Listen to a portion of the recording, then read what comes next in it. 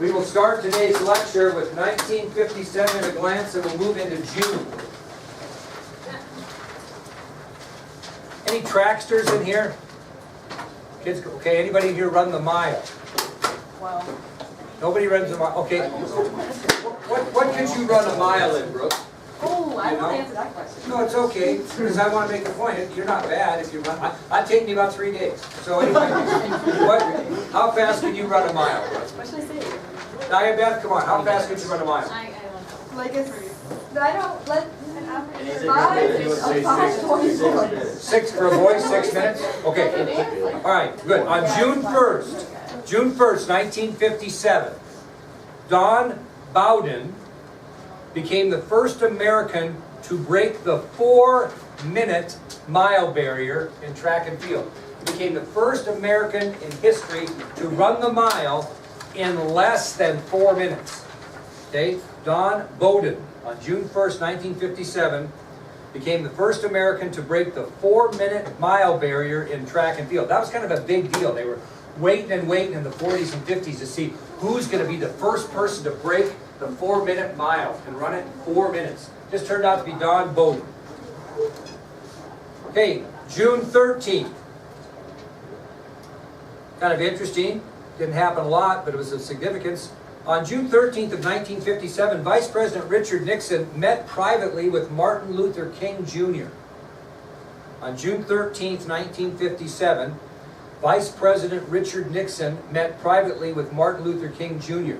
And during the private meeting between the new civil rights leader in America and the Vice President of the United States, they sat down and discussed racial problems in the country. And the significance of that is it's the first time anyone really sat down of any significance with any civil rights leader to discuss such problems. So the Eisenhower administration, late, or in the middle of the second term, not late, actually took time as President Eisenhower sent Vice President Nixon to meet with Martin Luther King Jr. to discuss racial problems in the United States. That was something that had not happened before. Okay, moving on to July, a couple of sports events. A tennis player by the name of Althea Gibson was given a ticker tape parade in her hometown of New York City to receive recognition from the mayor. On July 11th, Althea Gibson was given a ticker tape parade in her hometown of New York City to receive recognition from the mayor. Now, I told you it was a sporting event. What do you think that Althea Gibson might have done, sports-wise, that made the mayor of New York City decide to give her a ticker tape parade? Now, the Chicago Cubs had a ticker tape parade in Chicago after they won the World Series. So, what do you think Althea Gibson might have done? Anybody want to guess what she'd have done to constitute? What's that? Champion of what? You're right. Champion of some event. It'd be an individual event because... What? Tennis. She won the most prestigious tennis tournament available called Wimbledon. But the significant is she was African American. So, on July 11th, 1957, Negro tennis player Althea Gibson, who had recently won the prestigious Wimbledon tennis tournament just a week earlier, was given a ticker tape parade in her hometown of New York City to receive recognition from the mayor. That was a big thing for somebody to win Wimbledon. She becomes the first African American to win Wimbledon. It was July 11th.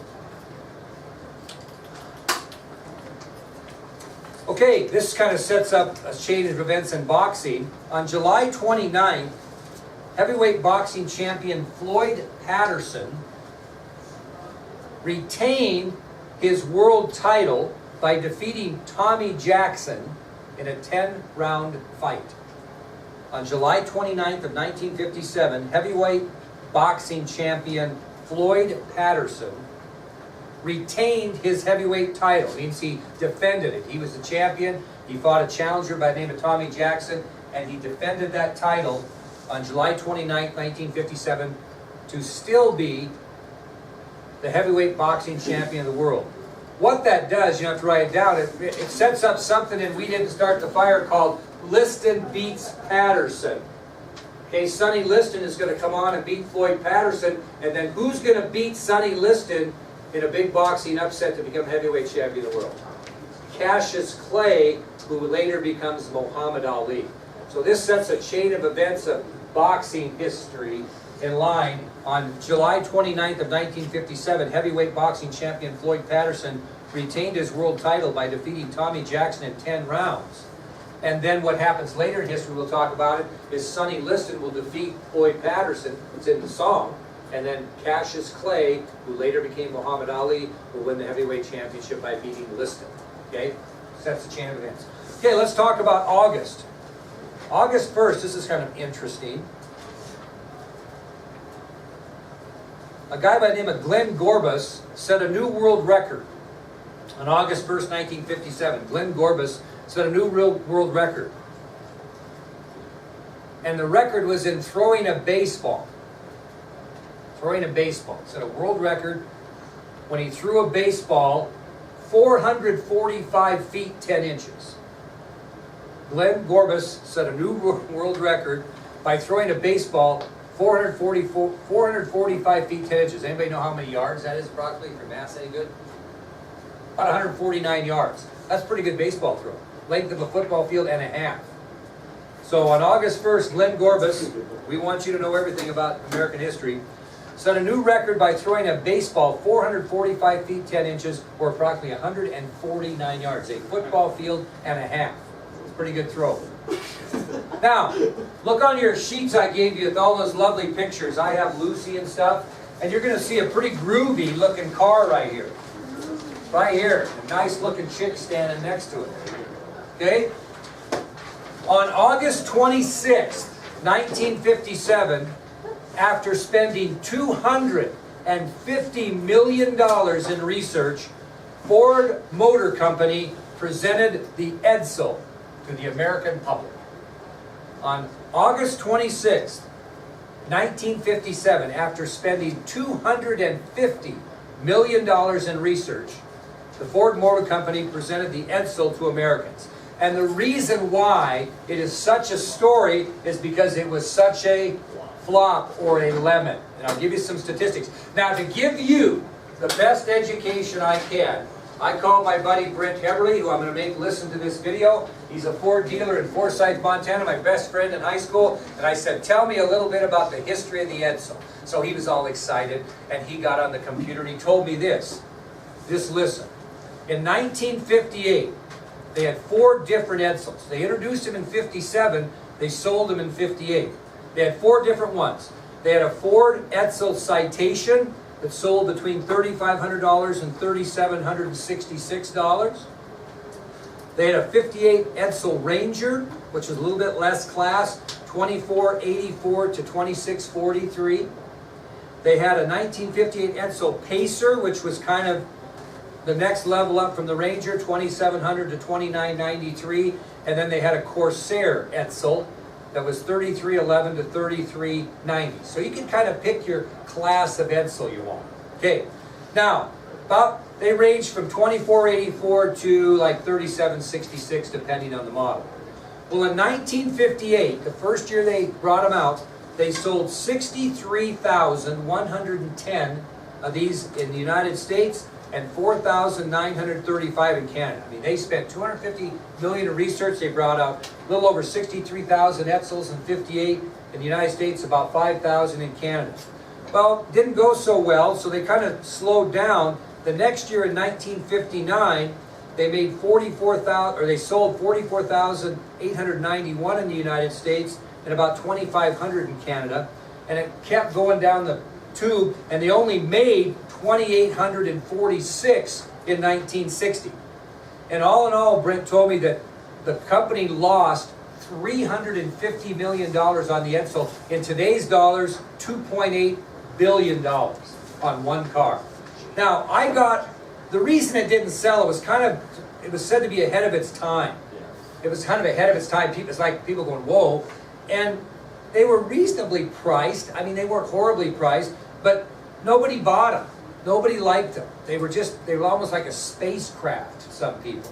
And so the American people didn't go to it. I looked up the other day and I had a picture of it and I threw it away. I don't know why accidentally, but it must have sold on eBay. A guy had a 1960 Edsel Pacer. You know what he wanted for it? Almost $90,000. Because they only made 2,846. So he had a bargain. If he'd have bought that and kept it, he must have sold that for $90,000 because it was off eBay. It was kind of a greenish and white color. 1960. There probably isn't 1,000 in the country, and he sold it for probably 90 grand. Yeah. Anyway, that was the thing that happened on August 26th. They introduced the Edsel, but that's a kind of loss. $2.8 billion in today's money Ford Motor Company lost on one car. I mean, that's pretty amazing. And that's the Edsel. Yes. The guy that wanted to get rid of it, that Robert, I don't know if you Did you look it up? Yeah. Oh, really? Okay. Yeah. President Kennedy's senator. With McNamara? It was Yeah. McNamara's car? No, he was the one that wanted to get rid of it. Oh, really? Okay. Well, that's good. Robert McNamara. God, you are. This is why I brought in this guy. Robert McNamara. Really, Robert McNamara was the Secretary of Defense under Kennedy. He was the president of Ford Motor Company before taking that job. He was a little different. He had a little different feeling than Christian Herter, who said what's good for General Motors is good for the country. But he was the president of Ford Motor Company. Interesting. That's an interesting addition. I'll put that in my notes. I'll have to look and see if you're lying or not. But anyway. Yes. Can you repeat how much money they lost? They lost like 350 million of their dollars, which would be like 2.8 billion dollars today. That's a ton of money to lose on one vehicle. Okay, September of 1957. Milwaukee Braves baseball player Frank Torrey scored 6 runs in one game. Now what's it mean when you score 6 runs? You come all the way around the bases 6 times. That's still a major league record. Yeah, because you in a game you're only up at that. So. Like 4 times usually. Yeah, but he scored 6 runs in one baseball game. That was pretty amazing if you think about it. Okay? And also, you should know this, what happened on September 9th of 1957 is President Eisenhower signed the first civil rights bill since the Reconstruction, which was called the Civil Rights Act of 1957. Remember, we talked about that. And he actually signed that bill into law on September 9th of 1957. Frank Torrey did that on September 2nd, sorry. Yeah, September 2nd. He scored 6 runs in one baseball game. That's just unprecedented, because like Kyle said, if you get up 5 times, you might be lucky, usually 4. If you go into extra innings, you can get up that many times. Or if you're kicking the crap out of somebody and you're batting so much, you can get up 6 times. But nobody had ever scored 6 runs in one game up to that point. Okay, October. On October 7th of 1957, the All-American Bandstand show, hosted by Dick Clark, debuted on national television. You ever seen American Bandstand? That was a big deal when I was your age. Count down the top 100. Dick Clark. He was the guy that you might more know that always did the New Year's Eve party. And he was always in Manhattan and did the New Year's Eve presentation. He died not too long ago, but he did it almost his entire life. Just before he died, he was very elderly, but he was still hosting the American Bandstand New Year's Eve Rockin' Out, or whatever it's called. But he was very, very famous. And you can see his picture on those things I gave you too in American Bandstand. That was on October 7th when American Bandstand premiered for the first time on network television. ABC hosted it by Dick Clark. Okay? October 15th, the American Bible Society, who had been printing Bibles for years and years and years, presented President Eisenhower, we got to get this right, with their 5 millionth and first Bible. So they printed 5 million Bibles during their organizational creation, and when they printed their 5 millionth and one, I guess the best way to put it, Bible, they presented that Bible to President Eisenhower. So, on October 15th of 1957, the American Bible Society presented President Eisenhower with their 5 millionth and one Bible. That's the one right after 5 million. Okay? It's a lot of Bibles to print and hand out. Okay, here's an interesting story in November. On November 3rd, we mentioned a little bit about this. I thought you'd ask more questions about it, but maybe you were asleep that day. On November 3rd, the Soviet Union launched its second satellite into space. This one carried a dog. named Laika. Dog's name was Laika before it got killed. How do you know it got killed? It never came back. Let's see if it did. Now, this is kind of an interesting story about Laika. When the Soviet Union decided to send a dog into space, she was basically a female stray dog from the streets of Moscow. They didn't like pick a special dog. And so she was picked off the streets as the lucky one that would be the first species, so to speak, to fly in space. Now, as Kylie so eloquently stated, not a great thing to be picked because that dog died within hours from overheating. Now, the Soviets are liars, and it didn't come out until 2002 that she died of overheating. They reported that her oxygen ran out on day 6 of the flight, because that was bad PR to say, hey, dog burn up. you know, dog died from overheating. So they actually kept that a secret until 2002. They reported that she died when her oxygen ran out on day 6 of the flight. Now, because of that, and possibly maybe some other reasons, I don't know, on April 11th of 2008, Russian officials unveiled a monument to the dog that was built near the military research facility in Moscow that prepared her flight into space. So they didn't make it public until 2002 what really happened to her. And then on April 11th of 2008, Russian officials unveiled a monument to Laika, and they built that monument near the military research facility in Moscow that prepared her flight into space. And basically what the monument looks like is it's a dog standing on top of a rocket. But they did, finally. No. I don't know, you know? Oh, yeah, by the way. And by the way, this is what really happened. I don't know, but they did. True story. I only give you the facts in here, kids. I mean, I can't explain everybody's thinking. She died with it. All right. On November 14th,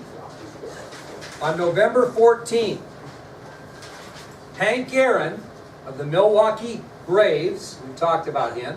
Jackie Robinson opened the door for him to be able to make more money in baseball. He ended up being the one that first broke Babe Ruth's career home run record. Well, on November 14th of 1957, Hank Aaron of the Milwaukee Braves and Mickey Mantle of the New York Yankees were named most valuable player of their respective leagues. Aaron was named MVP of the National League for the 1957 Major League Baseball season, and Mickey Mantle was named most valuable player of the American League. It's a big deal. You're going to see that pretty soon here. Again, they're going to be announcing that pretty soon for this year. So on November 14th of 1957, Hank Aaron of the Milwaukee Braves and Mickey Mantle of the New York Yankees were named MVP of the National and American Leagues respectively for the 1957 Major League Baseball season. And in December, really important, anybody know who Theodore Geisel is? He's Dr. Seuss. On December 1st of 1957, Theodore Geisel introduced to his readers The Cat in the Hat. Okay? So on December 1st of 1957, Theodore Geisel, also known as Dr. Seuss, introduced to his readers The Cat in the Hat. How many have read that? Okay. Hey, and for you shoppers, whether you're male or female, on December 16th, 1957, in New York City, Macy's set a one-day store record sales of $2 million. They brought in $2 million in one day on December 16th, 1957. New York City, Macy's, sets a one day, store record with $2 million in sales. All right, I gave you a new sheet for today, and it's going to talk about memorable moments in 1958 and 59. We're just going to give you a couple of things that were of significance, about 6 things that were of significance during those 2 years that I think are really important. The first event that was significant that occurred during the Eisenhower administration in the years 1958 and 1959 happened on March 24th, 1958. March 24th, 1958. And that's when Elvis Presley traded his rock and roll crown for a set of army fatigues. Big news. On March 24th, 1958, Elvis Presley traded his rock and roll crown for a set of army fatigues. And you can see the picture of Elvis Presley. That was a pretty big deal. And people were crushed that his music would not be as active as it was while he was serving his responsibility in the Army. How about that? Okay, number two, second thing that happened on June 26, 1958. Randall Curtis Armstrong was born in Red Lodge, Montana. June 26, 1958, Randall Curtis Armstrong was born in Red Lodge, Montana. June 26, 1958, Randall Curtis Armstrong was born in Red Lodge, Montana. He was adopted at the age of 2 and later went on to become a very famous U.S. history teacher in Worland, Wyoming. And you can see a picture of him too, baby. Oh, I didn't Can't even believe get it. Just can't believe it, really. This guy right here. Got me good on that one, sir. There we go. Get that down. Armstrong was adopted at the age of 2 and later went on to become a very famous AP United States history teacher Just cross out. in Worland, Wyoming, baby. That might be on the test. Literally, I literally started writing this down like it was a legit. I actually It is wrote- I actually legitimate. wrote it down. You think I would I give it don't to you if it wasn't legitimate? All right. January 3rd, 1959.